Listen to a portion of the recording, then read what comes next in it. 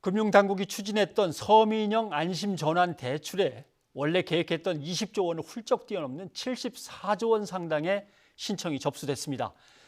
신청자들이 궁금해하는 부분에 대해서 금융위원회의 이명순 금융소비자국장 연결해서 자세히 알아보겠습니다. 국장님 안녕하십니까? 네, 안녕하십니까? 네, 금융위가 발표한 것을 보면 대충 주택 값이 2억 1천만에서 2억 8천만 원 사이에서 커트라인이 끊길 것 같다. 이제 이렇게 나왔는데 이 계산은 어떻게 산정이 되는 겁니까? 예, 좀 전에 말씀하신 것처럼 계획된 20조 원을 크게 초과하는 신청이 접수된 것이 사실입니다. 예. 이에 따라서 당초 발표한 바와 같이 주택가격이 낮은 분부터 지원을 해드려야 하는 상황이고 2억 1천만 원이라는 것은 신청하신 분들을 주택가격이 가장 낮은 분부터 시작해서 다음 높은 분들 또 그 다음 높은 분들 순서로 대출 신청액을 더했을 때 합이 20조 원이 되는 주택가격 상한이 2억 1천만 원이라는 의미입니다. 이분들 중에 요건이 안 맞거나 자진 철회를 하시는 분들이 생기면 그 다음 높은 집값을 가진 분들에게 기회가 주어지는 방식으로 소위 말해 커트라인이 높아지게 됩니다. 예. 이렇게 빠지시는 분들의 비율이 최대 40%라고 가정할 경우 집값 상한이 2억 8천만 원까지 올라갈 수 있다는 것입니다. 알겠습니다. 그런데 주택 가격이 내 집이 2억 1천만 원, 2억 5천만 원, 2억 8천만 원 이렇다고 하면 이미 서울 사시는 분들은 아유 나는 이거 뭐 기대하기 어렵겠다. 또 수도권 큰 도시에 사시는 분이나 지방 대도시에 사시는 분들도 어렵다. 결국 지역에 작은 집을 가진 분들만 해당이 되는 거 아니냐 이런 관측이 나오는데 실제로 서울 살면 불가능한 거 아니겠습니까? 결론부터 말씀을 드리면 예. 사실이 아닙니다. 물론 서울이나 경기권보다 비수도권이 집값이 낮기 때문에 예. 비수도권에 거주하시는 분들에게 상대적으로 많은 지원이 갈 수 있는 것은 사실이지만 저희가 전체 신청자분들 63만 명 중에서 약 35만 명을 대상으로 잠정 추계해 본 바로는 집값 상한이 2억 1천만 원이 된다고 가장 보수적으로 가정할 경우에도 수도권 지원 대상자가 전체의 44.3% 정도, 그리고 비수도권 지원 대상자가 55.7% 정도가 될 것으로 보고 있습니다. 예. 지금 2억 천인데 중간에서 이제 탈락하거나 신청 서류나 요건이 미비한 사람들이 빠져나가는 걸 한 40몇 % 잡는다고 하셨는데 그렇게까지 많이 빠져나갈 수 있습니까? 예전 거 보면은 한 15% 정도 빠져나간 것 같던데요. 말씀하신 것처럼 2015년 안심전환대출 시행 당시에는 이 비율이 15% 정도였습니다. 예.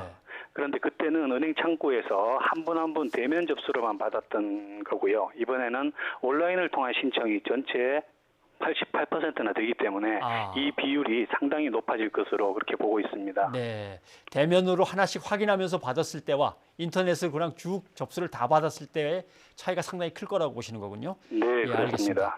근데 대상자를 선정할 때 주택 가격 말고 다른 요인도 또 따지는 게 있습니까? 아닙니다. 저희가 이번 안심전환대출을 계획하고 처음 발표할 때부터 일관되게 주택가격이 낮은 순으로 공급해드린다고 말씀을 드렸고 예. 말씀드린 그대로 주택가격만을 기준으로 대상자를 선정할 예정입니다. 네.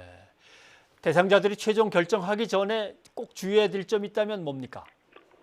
예, 지원 대상에 선정되셨더라도 언제든 철회가 가능한데 저희가 특히 강조드리고 싶은 것은 본인의 부채 상환 능력과 앞으로의 금리 전망에 대해서 신중하게 판단하신 후에 최종적인 대환 여부를 결정하시라는 점입니다. 금리가 낮다는 점만 보시지 말고 원리금을 분할해서 바로 상환하셔야 한다는 점, 특히 1.85%를 적용받으시려면 10년 안에 모든 원리금을 다 갚으셔야 한다는 사실을 염두에 두셔야 합니다. 또 앞으로 시중금리가 어떤 방향으로 갈지 모르므로 이번에 갈아타시게 되면 장기로 금리가 고정이 된다는 점도 함께 생각하셔서 합리적으로 결정을 내리시는 것이 좋겠습니다. 네. 금융위원회 발표를 보면 이번에 혜택을 받게 되는 분이 한 27만 명. 이분들에 대한 지원 절차는 어떻게 됩니까? 예, 편의상 최초 심사 대상자라고 부를 수 있는데요. 네. 집값이 2억 1천만 원 이하인 신청자분들에 대해서는 오늘부터 주택금융공사에서 문자 메시지 등으로 연락이 가고 심사가 진행되고 계십니다. 이 최초 심사 과정이 빠르면 다음 달 초중반까지 끝나게 되고 그 과정에서 빠지시는 분들이 생기면 차상위 집값 신청자분들께 차례로 연락이 가고 심사가 진행될 예정입니다. 네. 지난 2015년 안심전환 대출 때 추가 공급이 있었습니다. 이번에 20조인데 실제로 신청받은 걸 보니까 70조 정도의 수요가 있다면 좀 추가 공급 계획 같은 걸 세울 수 없습니까? 네.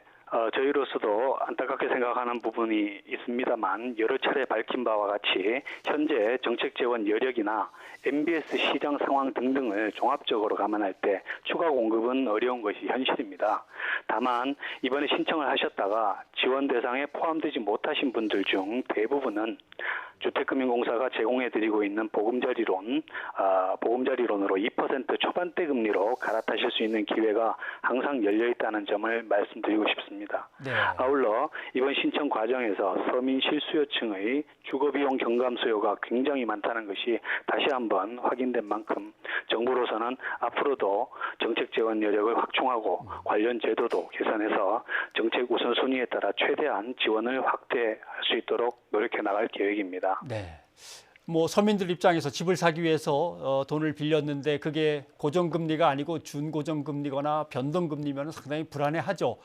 이걸 이제 고정금리로 낮게 또 바꿔주는 거라 참 좋은 혜택입니다만은 대충 이렇게 되면은 20년 동안 1년에 얼마씩 세금 혜택이 주어지겠습니까? 세금 혜택이라기보다는 예. 세금이라고 표현하시는 이자, 것은 감경. 그렇고요. 이 이자가 경감되는 부분입니다. 예. 저희가 2억 1천만 원에 2억 1천만 원을 주택 상한으로 잡았을 때 1년에 이분들이 선정이 되셨을 때는 1년에 75만 원 정도 75만 원. 예. 이자 혜택, 이자 경감 알겠습니다. 효과가 있다고 그렇게 산출이 됩니다. 이명수 국장님 오늘 고맙습니다. 네, 감사합니다.